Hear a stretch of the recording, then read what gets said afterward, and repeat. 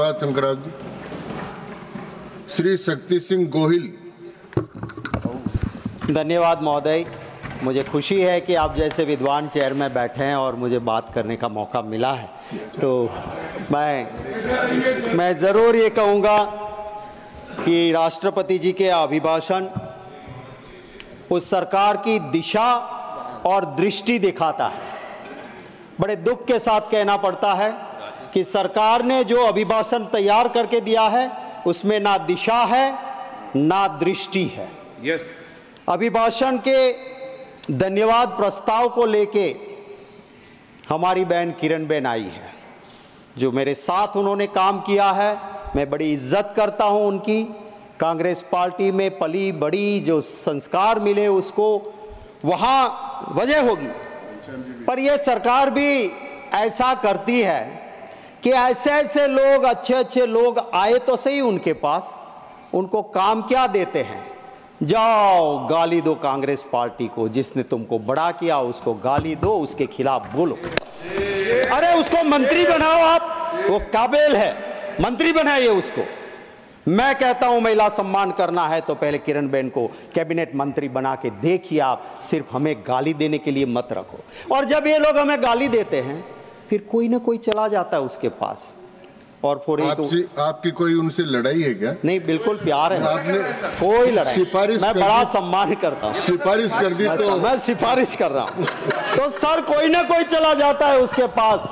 और फिर वो हिंदी फिल्म का एक डायलॉग है ना, रंगा खुश हुआ, हमें गाली देने पे उसको सुनाया जाता है सर। मैं महोदय ये जरूर कहता हूं कि ये अभिभाषण के पेज 17 पे जो बात लिखी गई है, पेज 17 अभिभाषण का, जहां लिखा गया है कि हमारे सैन्य पे हमें फक्र है। मैं कहता हूं इस हाउस ने, इस देश में बैठे हर नागरिक को हमारी सेना पे फक्र है। अगर हम चैन की नींद सो सकते हैं तो हमारे वो जाबाज जवान दिन रात सरहद पे है, तब हम चैन की नींद सोते हैं। बड़ा दुख होता है सर, मेरे पास इसी हाउस में जो कमेटी का रिपोर्ट सबमिट हुआ था 19 फरवरी 2022 का, वो रिपोर्ट है।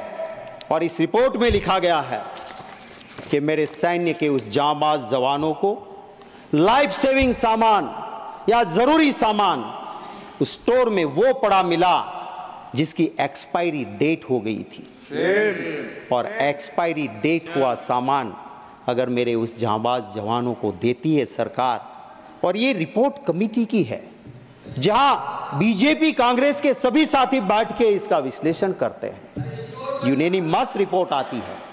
और जब वो उस रिपोर्ट में लिखा है तो उसका संज्ञान लेके सरकार को, सिर्फ लफ्जों की सजावट तो बहुत आसान है, दिल से भावना होनी चाहिए उनके लिए काम करने के लिए। मैं बड़े भारी मन के साथ कहता हूं, मेरे गुजरात के बस अब कुछ ही महीने में 2 जाबाज जवान शहीद हुए।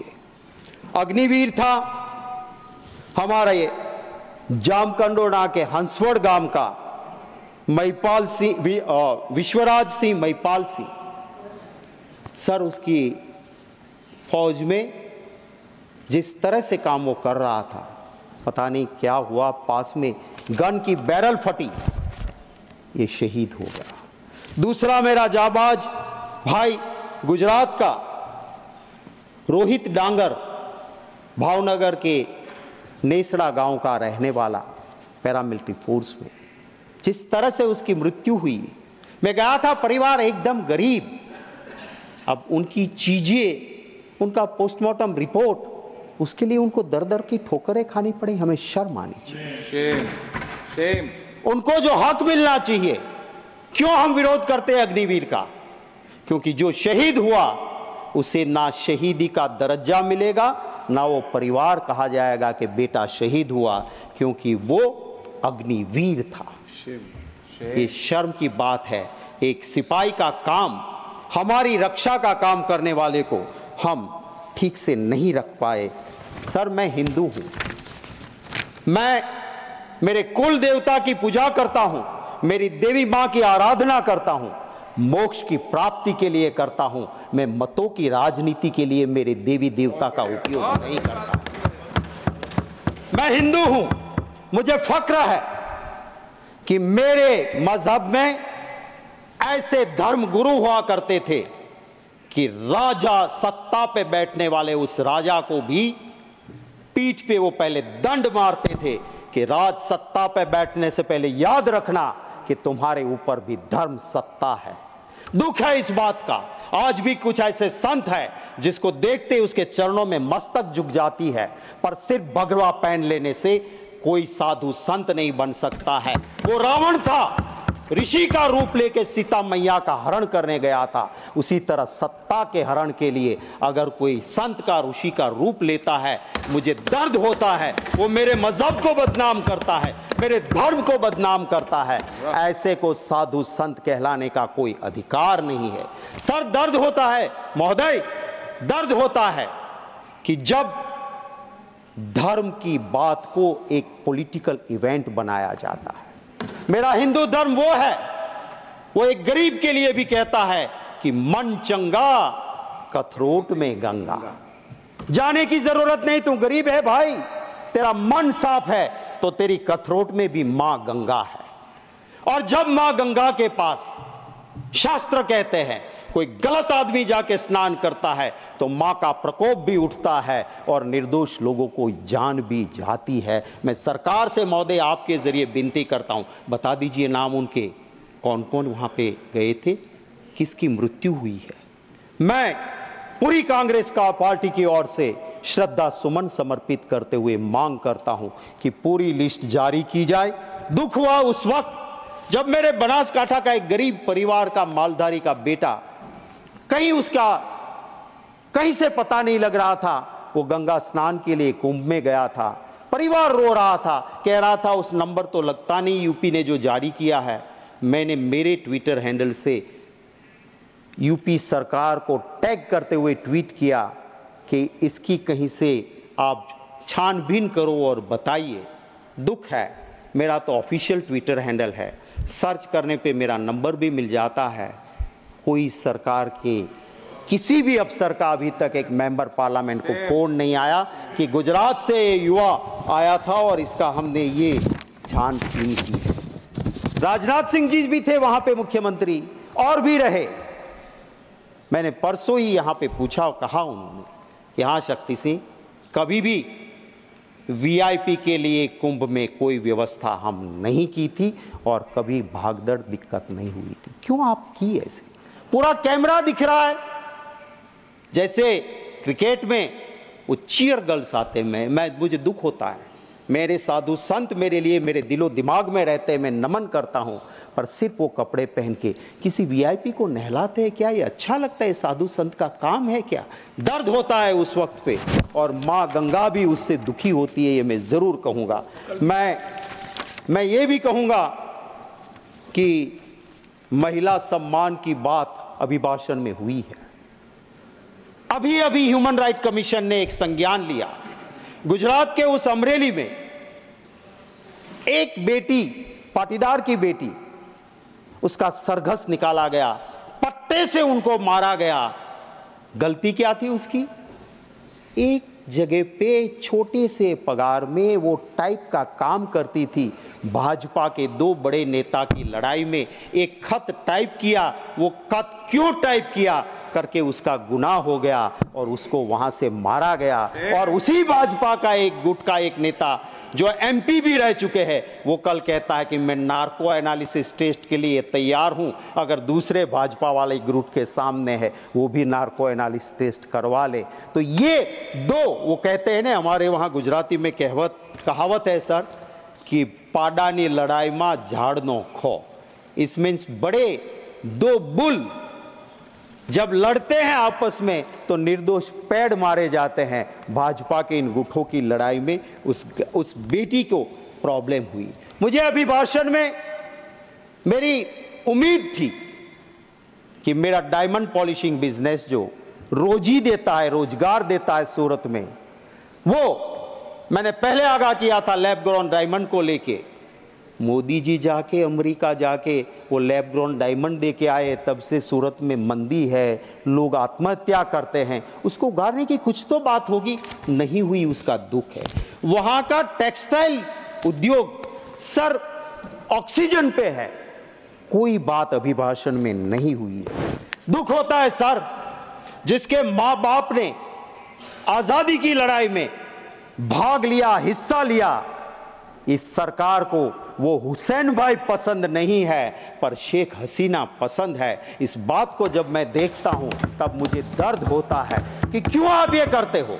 हमारा संविधान कहता है विदेश नीति में भारत की सरकार कभी किसी दूसरे देश की नीति में कहीं भी चंचुपात नहीं करेगी, ये हमारी विदेश नीति कहती है। और हम क्या करते हैं, अमेरिका में चुनाव चलता है और वहां जाके कहते हैं अब की बार ट्रंप सरकार, और फिर क्या हुआ, आज 220 इंडियंस को वहां से निकाल के वापस भेजा, सबसे ज्यादा उसमें मेरे गुजराती है। जाइए, आ गई आपकी सरकार, बचा लो उसको, रख दो वहां पे। अरे मेरा हिंदू धर्म तो वो है सर कि चींटी काटती है ना हमें, उसे खाना जाके परोसो, वो मेरा हिंदू धर्म है, उसे मुझे फक्र है। मेरा हिंदू धर्म वो है, वो कहता है वसुधैव कुटुंबकम। मेरा हिंदू धर्म वो है, वो कहता है आत्मा अमर है।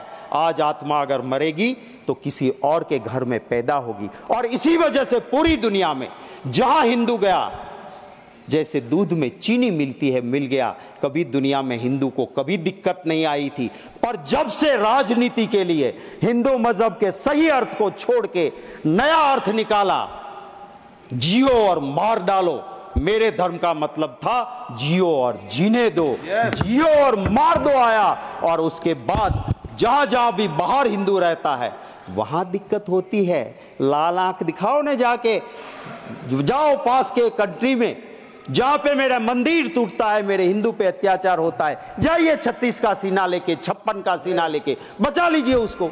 आपकी राजनीति की वजह से वहां हिंदू दिक्कत में है, इसको समझना चाहिए। मैं आखिर मेरी मिनट बची है, उसमें एक बात जरूर कहूंगा सर, दिल से भावना होनी चाहिए। गांधी जी गरीब के बेटे नहीं थे, उसके पिता के पास हवेली थी, सबसे बड़े अफसर थे वो नवाब के जूनागढ़ के। गांधी जी खुद बैरिस्टर थे, सूट बूट पहनते थे और जिंदगी भर मौज कर सकते थे। उसने कभी नहीं कहा मैं गरीब का बेटा हूं, पर जब देखा कि मेरे देश की आजादी की जरूरत है तो सूट बूट छोड़ के धोती पहन के आ गए और आधी धोती पहन के इस देश को आजादी दिलाई। वो गरीब का बेटा नहीं था। आज कोई कहता है मैं गरीब का बेटा हूं और 10 लाख का सूट पहन के बड़े इंडस्ट्रियलिस्ट की सिर्फ सेवा करता है, तो उससे भला नहीं होगा। कहां पैदा हुए वो जरूरी नहीं है, आपके मन की मंशा क्या है, देशवासी को उससे फर्क पड़ता है। और उसी की मैं उम्मीद जरूर करता हूं। कैसी कैसी बातें होती है सर, मैं आधे मिनट में पूरा कर दूंगा। मैं पूरा बोलिए सर, कैसी बात होती है जब जम्मू कश्मीर में जाते हैं, देश के गृह मंत्री कहते हैं सरकार बना दो हमारी, ईद और मुहर्रम पे मुफ्त में गैस सिलेंडर देंगे। अरे भैया, गुजरात में तो कब से बनाए हुए हैं, दे दो रामनवमी पे, दे दो जन्माष्टमी पे मुफ्त का सिलेंडर, वहां क्यों नहीं देते हो भाई? क्या हमें जरूरत नहीं है? दूसरा कहता है तो कि रेवड़ी बांट रहे हो। तो वोट के लिए आपको कुछ भी करेंगे। जम्मू कश्मीर में पहले कहा बाप बेटी ने बहुत लूटा, फिर बाप के साथ भी सरकार बनाई, बेटी के साथ भी बनाई, और जब देश में दिक्कत लगी चुनाव जीतने में तो बिना तलाक बोले तलाक भी कर दिया। तो ये क्या रीति है राजनीति की? मैं सिर्फ चंद लाइनें जरूर कहूंगा।